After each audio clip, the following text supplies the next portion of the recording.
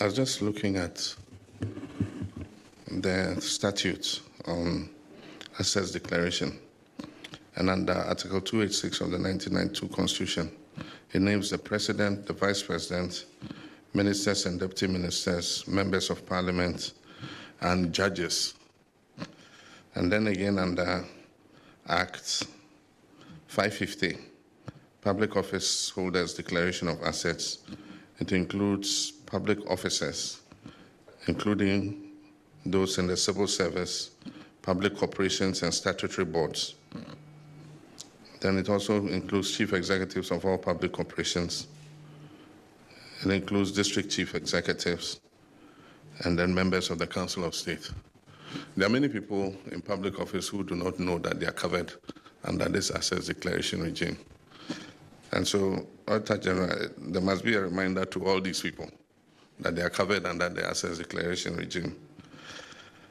And so I have presented mine this morning, and let me make a few remarks.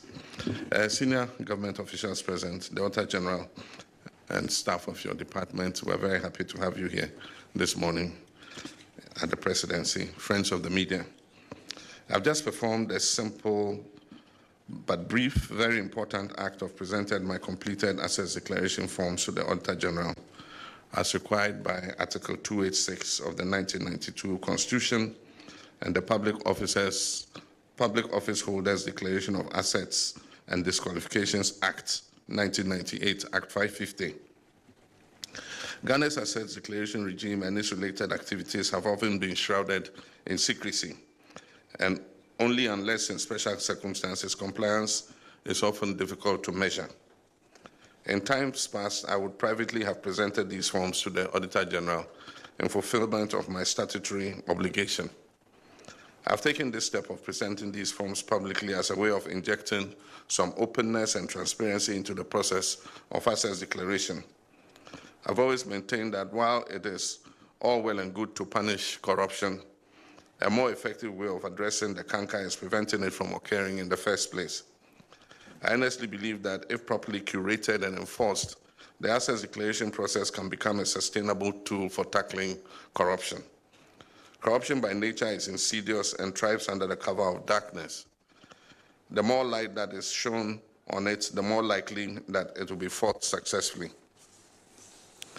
I've also taken this step to send an unmistakable signal to all public office holders, especially those that I have appointed, that I take the declaration of assets very seriously and expect full compliance from them.